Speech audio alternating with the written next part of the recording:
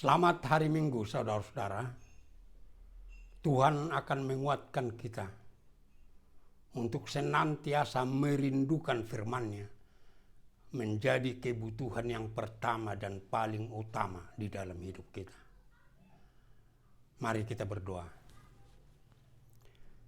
Damai sejahtera Allah yang melampaui segala akal memelihara hati dan pikiran saudara-saudara di dalam Yesus Kristus Tuhan kita. Amin. Firman Tuhan bagi kita pada hari Minggu ini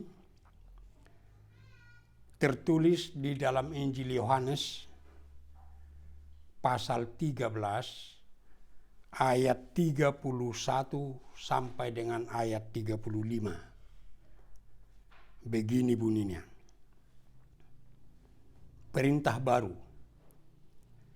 Sesudah Yudas pergi, berkatalah Yesus, sekarang Anak Manusia dipermuliakan dan Allah dipermuliakan di dalam Dia. Jikalau Allah dipermuliakan di dalam Dia, Allah akan mempermuliakan Dia juga di dalam dirinya dan akan mempermuliakan Dia dengan segera. Hai anak-anakku, hanya seketika saja lagi aku ada bersama kamu. Kamu akan mencari aku, dan seperti yang telah kukatakan kepada orang-orang Yahudi, ke tempat aku pergi tidak mungkin kamu datang. Demikian pula aku mengatakannya sekarang juga kepada kamu. Aku memberikan perintah baru kepadamu, yaitu supaya kamu saling mengasihi, sama seperti aku telah mengasihi kamu, demikian pula kamu harus saling mengasihi. Dengan demikian semua orang akan tahu bahwa kamu adalah murid-muridku, yaitu jikalau kamu saling mengasihi. Demikian bunyinya. Mengapa masih ada jerit tangis yang merobek telinga? Mengapa masih ada perang yang harusnya tinggal cerita? Apakah nurani telah pergi dan putihnya hati tak mampu hapuskan gelap ini? Di mana cinta? Saudaraku, waktu manusia hidup di era 1.0, manusia masih hidup secara komunal. Kehidupan persekutuan yang dibalut oleh cinta, yang dibalut oleh kasih.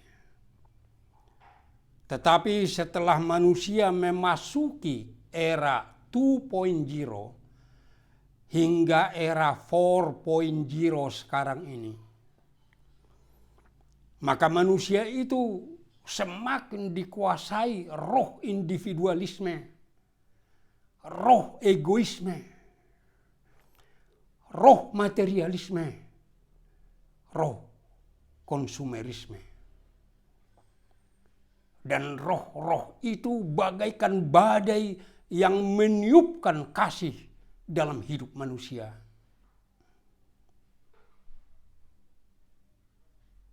Pada era 2.0 hingga era 3.0, manusia sering mengatakan manusia telah sepi kasih. Manusia sepi kasih. Karena kasih itu sudah semakin menipis dari hidup manusia. Tetapi di era 4.0 ini, bahkan bukan hanya lagi manusia sepi kasih, tetapi sudah banyak manusia yang hampa kasih. Dan kita harus mengingat kehidupan manusia ini akan terus berkembang, walaupun tidak senantiasa selancar yang dipikirkan manusia. Karena bisa saja terjadi bencana yang tidak pernah diperhitungkan seperti pandemi virus corona. Tapi pasti akan semakin maju. Dan mungkin manusia bukan hanya hampa kasih. Manusia mungkin tidak akan mengenal kasih lagi. Di dalam kehidupan manusia yang seperti itulah Tuhan tidak mau tinggal diam. Tuhan tidak mau membiarkan manusia itu jadi manusia yang tanpa kasih, yang hampa kasih, yang tidak mengenal kasih. Itu sebabnya melalui firman ini suara Tuhan berkumandang kepada kita. Hai manusia-manusia, hiduplah dalam kasih. Saudara-saudaraku, di dalam seruan supaya kita hidup di dalam kasih, pertama dalam firman ini dikatakan teladanilah Yesus Kristus dalam kasih-Nya. Saudaraku, Tuhan Yesus itu tidak hanya mengajarkan kasih. Tuhan Yesus itu tidak hanya memerintahkan supaya murid-muridnya, supaya kita orang-orang percaya hidup di dalam kasih. Tetapi Dia menunjukkan bahwa hidupnya adalah kasih. Bahwa Dia benar-benar hidup di dalam kasih. Itu sebabnya Tuhan Yesus berkata kepada murid-muridnya di dalam firman ini, Aku memberi kepada kamu perintah baru. Mengapa perintah baru? Apakah kasih itu bukan dari sejak perjanjian lama sudah dikumandangkan oleh Tuhan? Seperti yang kita dengar dalam nas pembacaan tadi.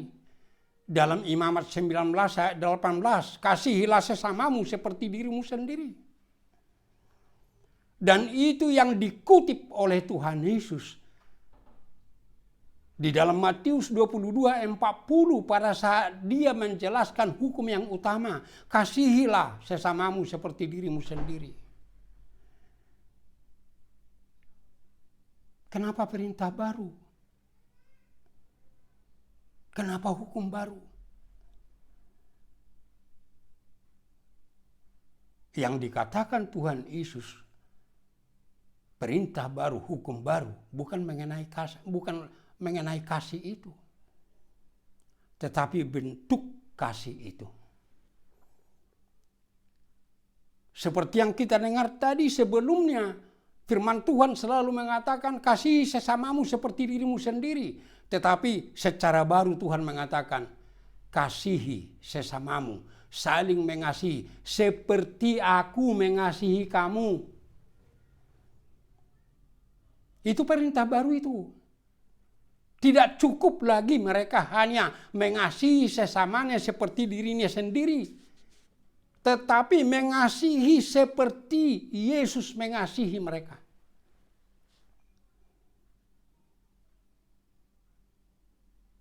Mengapa?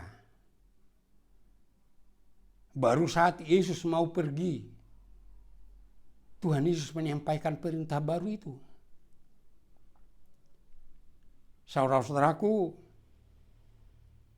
di dalam firman ini, sebelum Tuhan Yesus menyampaikan perintah baru itu, Tuhan Yesus mengatakan di dalam ayat 31, sekarang Anak manusia dipermuliakan. Apa maksudnya dipermuliakan? Murid-murid juga tidak mengerti. Tetapi kalau kita dengarkan doa Tuhan Yesus di dalam Yohanes 17 ayat 1, Tuhan Yesus berkata, "Ya Bapakku, sudah tiba saatnya permuliakan anakmu ini." Saat yang dikatakan Tuhan Yesus adalah saat dia harus menderita, dia harus disalibkan, dia harus mati.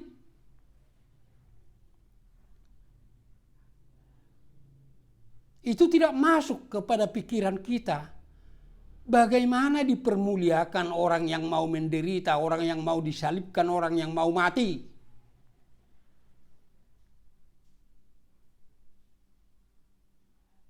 Tapi kepada murid-muridnya, juga dalam doanya, Tuhan Yesus mengatakan bahwa itu adalah pemuliaan dirinya oleh Allah Bapa.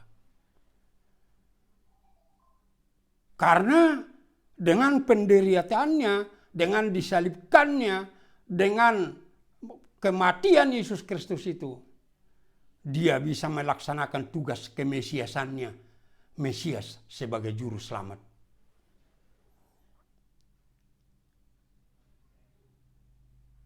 Tidak ada orang yang bisa lagi menyelamatkan manusia dari dosa dan maut. Harus Allah sendiri yang turun tangan. Dan Allah melakukan itu di dalam Tuhan Yesus Kristus melalui kemesiasannya sebagai juru selamat. Itu kemuliaan itu. Karena dia sendiri yang dipilih oleh Allah Bapa untuk melakukan tugas kemesiasan itu. Untuk melakukan tugas penyelamatan itu. Untuk mewujudkan kasih Allah kepada manusia.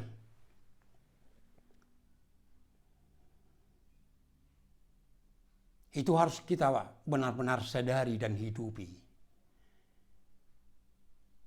Bahwa kemuliaan dalam hidup orang-orang percaya adalah saat dia bisa mewujudkan kasih Tuhan itu di dalam hidupnya. Dan adalah suatu kerendahan dan kehinaan di dalam hidup orang percaya kalau dia tidak bisa lagi mewujudkan kasih Allah itu dalam dirinya.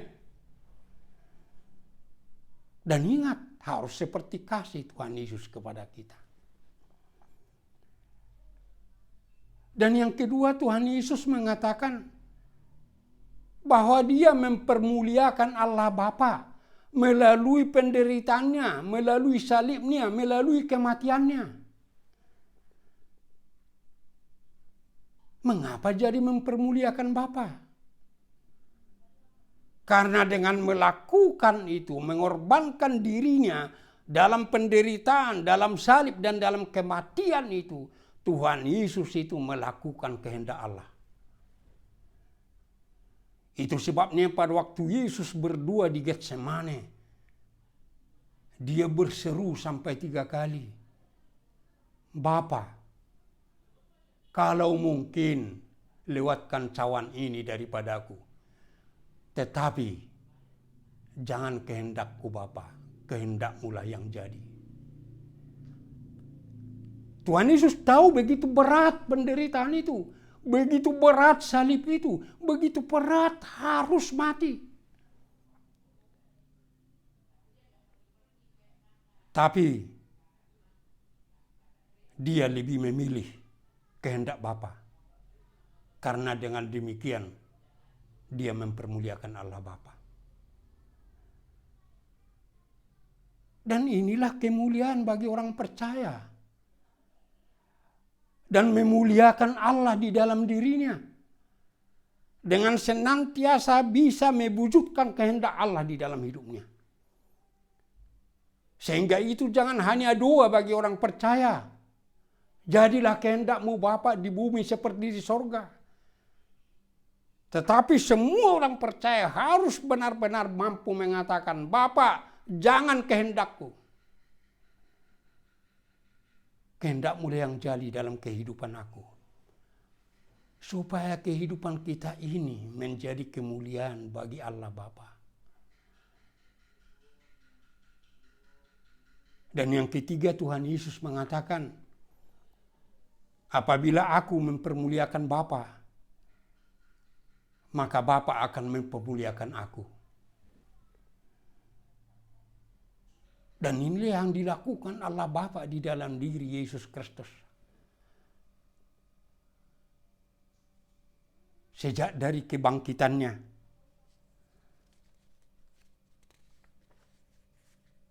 terutama setelah kenaikannya ke sorga.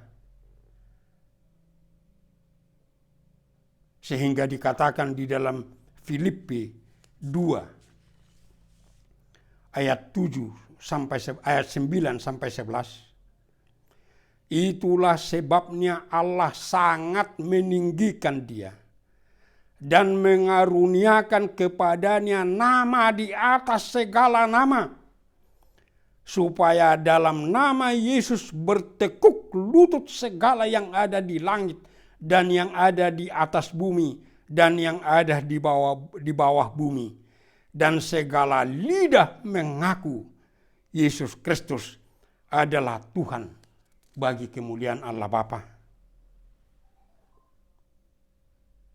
Begitulah Allah Bapa mempermuliakan Tuhan Yesus yang telah mempermuliakannya.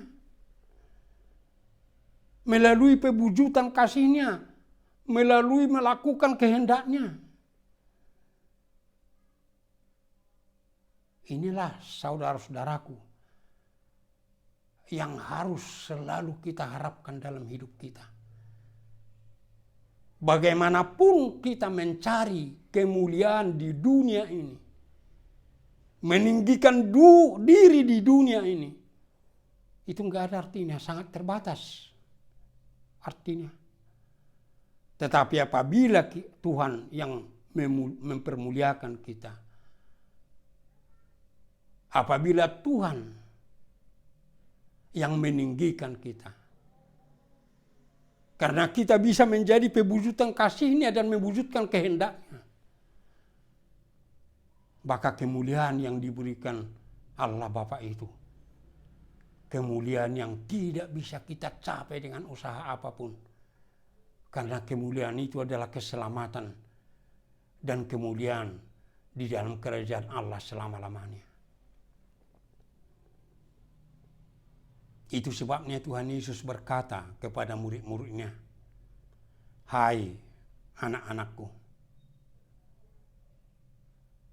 Di dalam beberapa versi Alkitab bahasa Inggris dikatakan little children. Hai anak-anak kecil. Dan itulah terjemahan yang paling tepat dari teknios di dalam bahasa Yunani. Sepertinya tidak ada di dalam bahasa Yunani yang mengatakan hai anak-anakku, tapi hai anak-anak kecil. Mengapa? Tuhan Yesus baru memberi perintah baru itu kepada murid-murid-Nya saat terakhir sekali mereka bersama. Mengapa? Karena selama Tuhan Yesus bersama dengan mereka, mereka mengakui memang dan mempercayai bahwa Tuhan Yesus itu adalah Mesias, Anak Allah. Sebagaimana pengakuan Simon Petrus dalam Matius 16 ayat 16. Engkau adalah Mesias, Anak Allah yang hidup. Tetapi mereka tidak bisa memahami, tidak bisa mengerti bahwa Yesus itu adalah Mesias yang harus menderita, yang harus disalibkan, yang harus mati.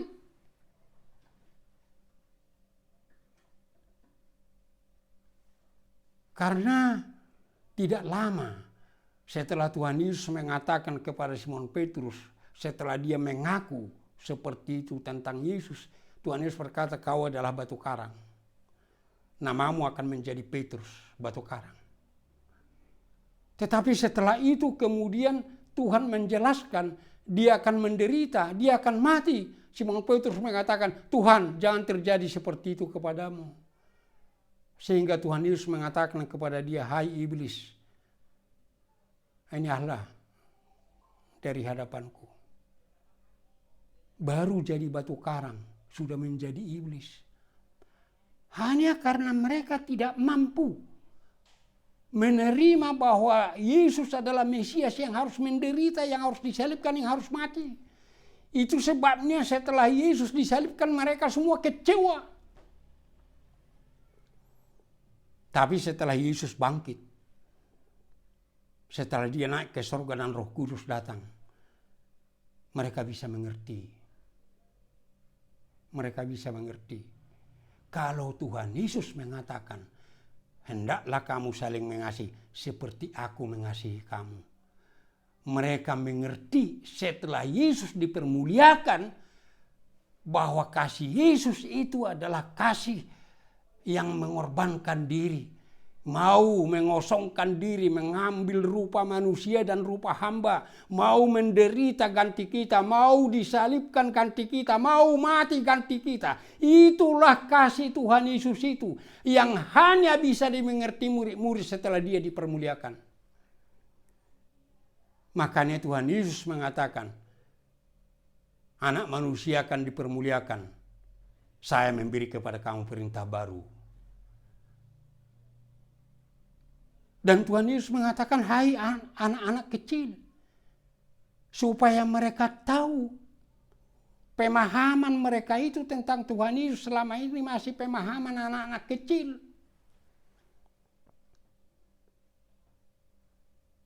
Mereka harus bertumbuh dewasa. Tuhan Yesus mengatakan, kamu hai anak-anak kecil, kamu akan mencari kemana aku pergi. Tapi kamu nggak bisa datang. Tetapi Tuhan Yesus mau mengatakan, walaupun aku tidak bersama kamu dengan fisik, tetapi aku harus tetap hidup di dalam dirimu. Supaya kamu bisa menjadi anak-anak yang dewasa, jangan menjadi anak-anak kecil. Kamu adalah anak-anak kecil. Bila kamu tidak hidup di dalam kasih seperti aku mengasihi kamu. Oleh sebab itu supaya mereka bertumbuh, harus menerima Yesus hidup di dalam diri mereka, sehingga bisa mereka hidup di dalam kasih. Itu sebabnya firman Tuhan di dalam 1 Korintus 3 berkata, kamu masih bayi di dalam Kristus. Dari segi lamanya kamu menjadi Kristen tidak patut seperti itu. Karena apabila adalah di dalam hatimu iri hati dan kecemburuan dan perbantahan dan perselisihan, itu semua buah tidak ada kasih. Itu buktinya kamu masih babe in Christ, masih anak-anak kecil. Oleh sebab itu teladani. Aku harus hidup senantiasa di dalam dirimu. Karena dikatakan dalam 1 Yohanes 4:16, Allah adalah kasih. Harus Yesus itu yang hidup di dalam diri kita. Supaya kasih itu ada di dalam diri kita. Supaya kita jangan tinggal sebagai anak-anak kecil. Tetapi makin dewasa bertumbuh mencapai kedewasaan iman. Sehingga kita mencapai Ibrani 5:14. Mempunyai panca indera yang terlatih. Membedakan yang baik dan yang jahat. Yang kedua saudara-saudaraku, di dalam firman ini diserukan kepada kita, ketahuilah, kasih itulah yang paling berharga dalam hidup kita.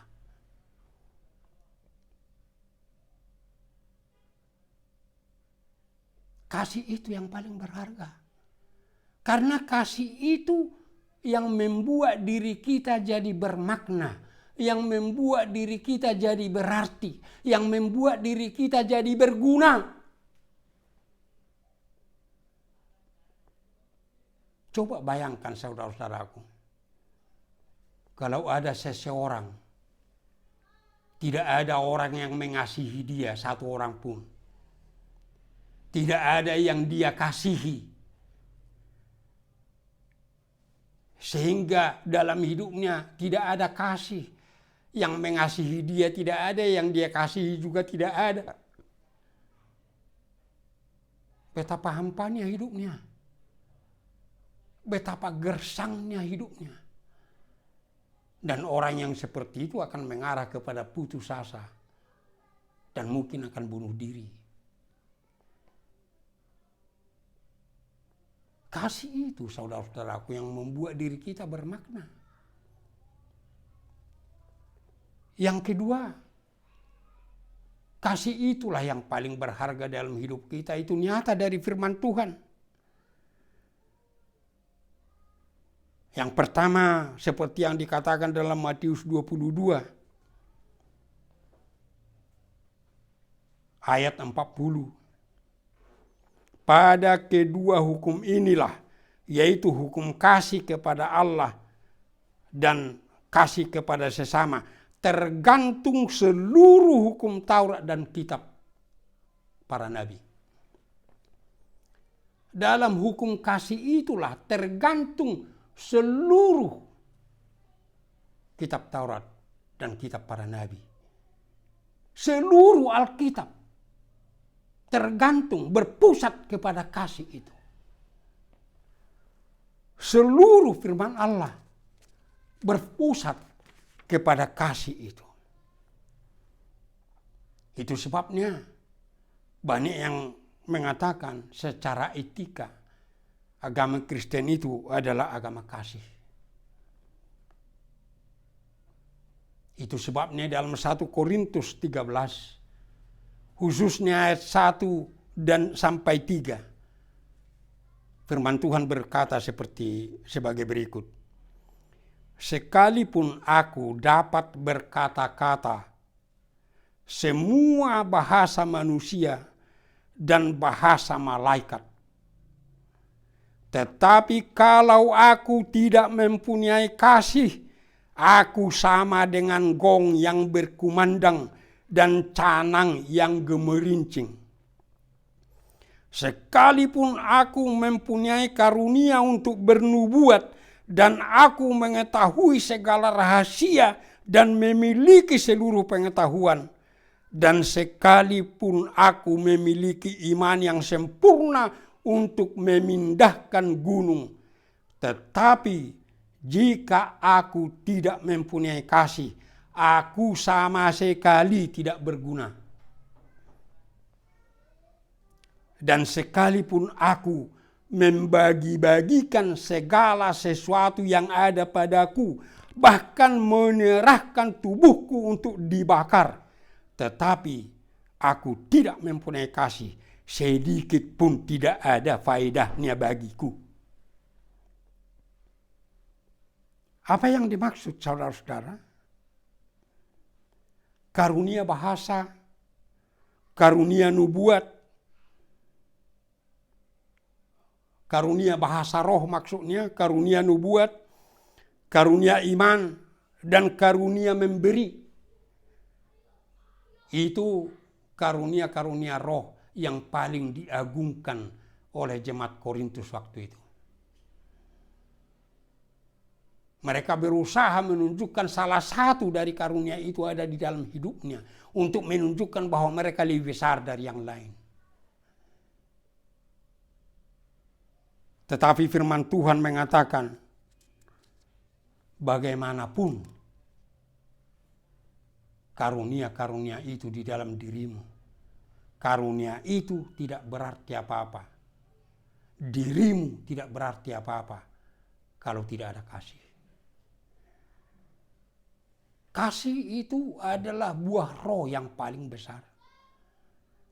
Itu sebabnya di dalam firman Tuhan, di dalam Galatia 5 ayat 22 dan 23, yang pertama dikatakan buah roh adalah kasih.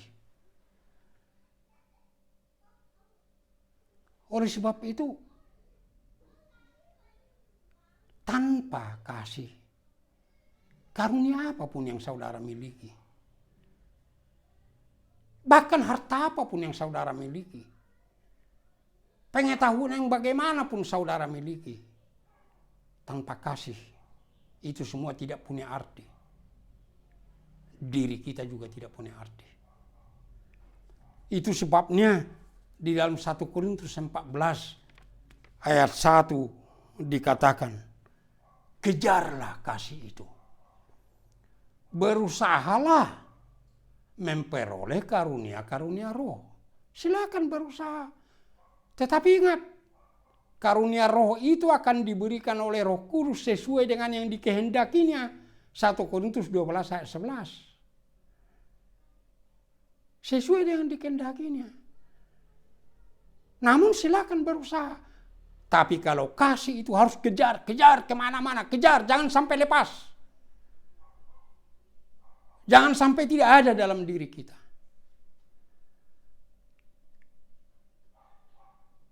Dan yang ketiga, saudara-saudara, firman Allah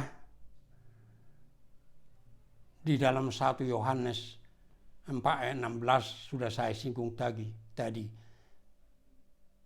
Allah adalah kasih. Berarti kalau kita tidak hidup dalam kasih, itu buktinya bahwa Allah tidak ada di dalam diri kita. Begitu besarnya, saudara-saudaraku, nilai kasih itu. Itu sebabnya Tuhan Yesus mengatakan, kalau kamu saling mengasihi, maka semua orang tahu kamu adalah murid-muridku. Itulah pertanda. Tidak cukup hanya kita beribadah, merindukan gereja. Walaupun sudah pandemi kita paksakan. Sekarang sudah mulai kita bisa beribadah di gereja, walaupun ibadah yang terbatas. Tapi pada waktu disepakati tidak usah terus mau ke gereja, bukan itu. Tetapi tanda bahwa kita adalah murid Yesus, kita harus hidup dalam kasih. Itu sebabnya, saudaraku, terakhir sekali Tuhan Yesus memberi pengajaran kepada murid-murid. Sebelum dia memasuki Getsemane, di dalam Yohanes 13, 14, 15, dan 16. Yang pertama sekali dikatakan Tuhan Yesus, aku memberi kepada kamu perintah baru. Supaya kita benar-benar hidup dalam kasih. Terserah kepada kita, saudara-saudaraku.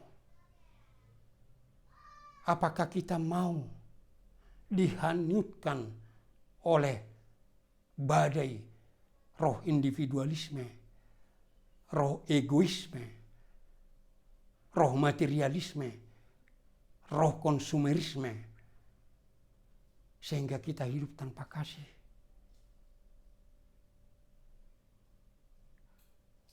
Tapi Tuhan menginginkan kita pilih hidup di dalam Tuhan, Tuhan di dalam diri kita, supaya kita benar-benar hidup di dalam kasih. Betapa sakitnya, saudara-saudara, hidup ini. Kalau kita tidak bisa saling mengasihi. Kita awali dari hidup di tengah-tengah keluarga. Kalau kita dengar hampir di banyak daerah, saudara-saudaraku, sekarang ini terjadi anak yang menuntut orang tua ke pengadilan, bahkan mau memenjarakan karena persoalan warisan. Di mana kasih?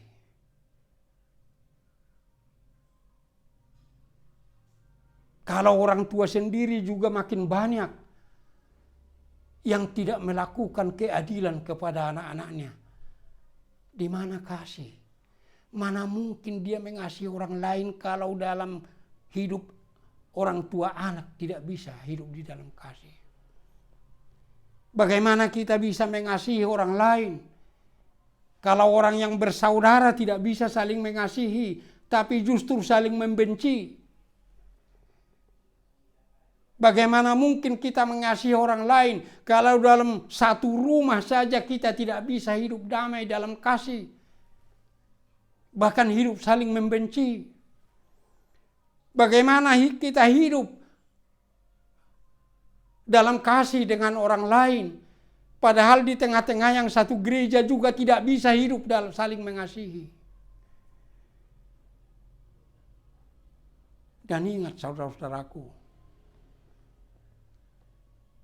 kasih itulah yang membuat hidup kita bermakna. Kalau tidak ada kasih dalam hidup kita, persekutuan kita itu sama dengan gerombolan ternak itu bersekutu, bersama-sama berkumpul, tapi tidak ada kasih. Apakah kita mau menurunkan derajat kita menjadi derajat persekutuan yang seperti itu?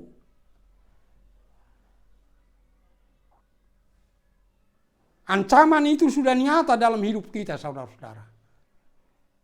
Sebenarnya dengan pandemi virus corona ini juga Tuhan menyapa kita. Karena hidup kita semakin sepi kasih dan hampa kasih. Dengan pandemi virus corona itu Tuhan memaksa kita tidak bisa berpelukan, tidak bisa bersalaman, tidak bisa duduk berdampingan.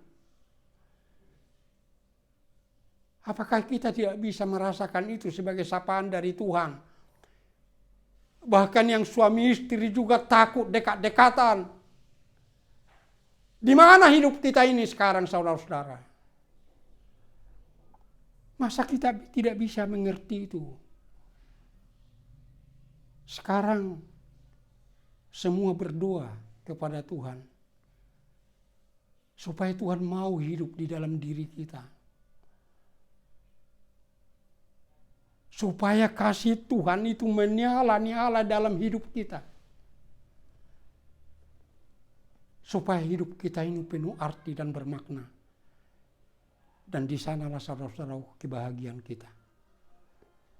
Amin. Kita berdoa.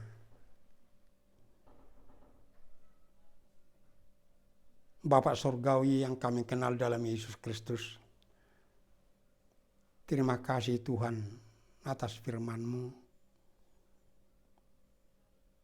yang senantiasa menyapa kami dan menuntun kami untuk hidup di dalam kasih-Mu, supaya hidup kami ini punya makna, punya arti, dan persekutuan kami juga menjadi persekutuan yang penuh makna dan penuh arti. Supaya jangan persekutuan kami jadi persekutuan yang tanpa kasih. Sehingga persekutuan kami seperti gerombolan-gerombolan ciptaan lain. Tuhan, di dalam derasnya badai roh individualisme, roh egoisme, roh materialisme, roh konsumerisme, bekerjalah Tuhan dalam Roh Kudus, supaya firman-Mu menjadi perisai dan benteng pertahanan bagi kami, supaya kasih di dalam hidup kami tidak dilenyapkan oleh roh-roh zaman itu, supaya kami senantiasa kuat Tuhan untuk menerima Engkau di dalam diri kami. Dan buatlah Tuhan pandemi virus corona ini menjadi sapaan juga kepada kami. Di saat kasih semakin sirna dalam kehidupan manusia, justru Engkau sapa kami. Bahkan tidak bisa bersalaman, tidak bisa duduk berdampingan. Bahkan di tengah-tengah rumah juga orang takut untuk berdekat-dekatan. Sebenarnya itu adalah sapaan dari Engkau Tuhan, yang mengatakan kepada kami bahwa kami yang mencari hidup yang seperti itu, supaya kami Tuhan bertobat, supaya kami bisa kembali bersekutu dalam kasih, dalam rumah tangga kami, dalam keluarga kami, di dalam gerejamu, bahkan di tengah-tengah bangsa kami ini. Kami selalu memohon Tuhan setiap kami berdoa, selamatkan bangsa kami ini dari pandemi virus corona ini. Pulihkan Tuhan. Tolong presiden kami dan pemerintah kami untuk senantiasa bisa berbuat untuk melayani masyarakat. Namun, panggil mereka Tuhan, supaya orang-orang yang percaya kepadamu di dalam Yesus Kristus Tuhan kami. Selamatkan Tuhan semua gerejamu. Pulihkan, supaya bisa hidup sebagai tubuh Kristus dan benar-benar bisa beribadah dengan bebas di dalam roh dan kebenaran di tengah-tengah rumahmu. Tuhan, hanya oleh kasih-Mu lah,